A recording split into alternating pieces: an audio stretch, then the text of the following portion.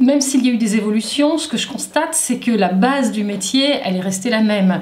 La base du métier de secrétaire de rédaction, quel que soit le support, ça consiste à améliorer et habiller l'article, de sorte à le mettre en valeur pour valoriser la pensée du journaliste et permettre au lecteur de recevoir cette information de façon facilitée, agrémentée, etc.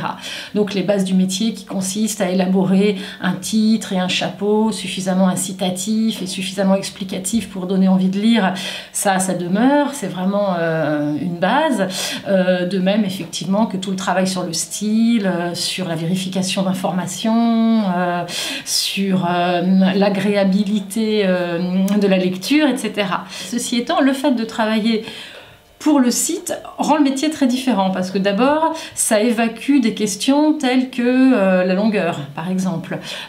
Il est vrai que quand on travaille sur un journal papier on est contraint par une certaine longueur et nous les secrétaires de rédaction on est amenés à faire des coupes voire à rallonger, ce qui est plus difficile. En tout cas on s'arrange pour faire tenir l'article dans un certain format. Ça pose aussi la question du découpage de l'article.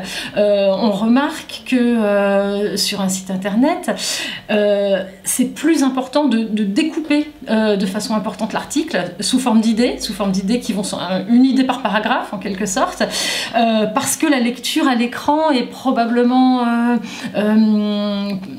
plus difficile, moins reposante que la lecture sur le papier.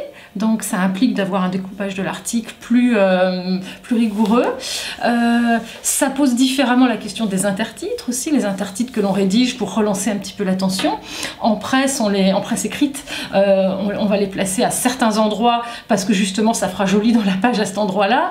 Cette question ne se pose pas évidemment pour le site, où là du coup ça nous permettra de rythmer de façon peut-être plus évidente l'article.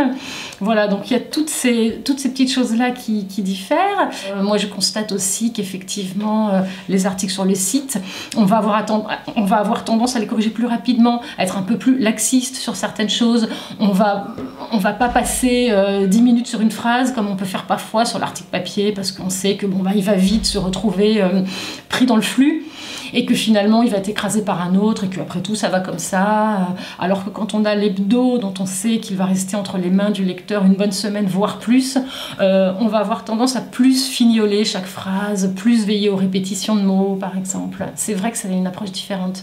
Quand on est très habitué à l'écrit et qu'on travaille en secrétariat de rédaction sur une page, on est sensible au contenu et on est aussi très sensible à son aspect visuel. Alors on fait très attention à éviter ce qu'on appelle les veuves et les orphelines, c'est-à-dire les petites lignes qui se baladent toutes seules en haut, en bas, etc. On fait très attention aussi à ce que les paragraphes soient bien marqués, on fait très attention à ce qu'il n'y ait pas des mauvaises coupes, comme on dit, et tout ça. Donc tout ce petit travail d'orfèvre-là, il est vrai qu'il disparaît sur la page numérique. À la fois, ça facilite la tâche, mais il y a un petit côté frustrant parce que c'est un peu comme un couturier qui serait privé du plaisir de faire les finitions. Il est vrai que si je pouvais remonter dans le temps et s'il y a 15 ans j'avais lu certains articles tels qu'ils sont aujourd'hui, il y a plein de mots dont je me demanderais ce que c'est, ne serait-ce que on disait jamais le print par exemple, enfin on disait la presse tout simplement, ou la presse imprimée à la rigueur, mais c'était tellement évident que la presse c'était ce qui était imprimé. Oui, il y a beaucoup de termes qui ont évolué, beaucoup de termes anglo-saxons, beaucoup de termes techniques, mais je pense que de toute façon, tout ça c'est fait par habituation progressive, par imprégnation, et tout ce qui enrichit la langue est bon à prendre. Même le fait que ce soit souvent des termes venus de l'anglais ne me choque aucunement. Ça choque parfois nos lecteurs, par contre, mais moi non.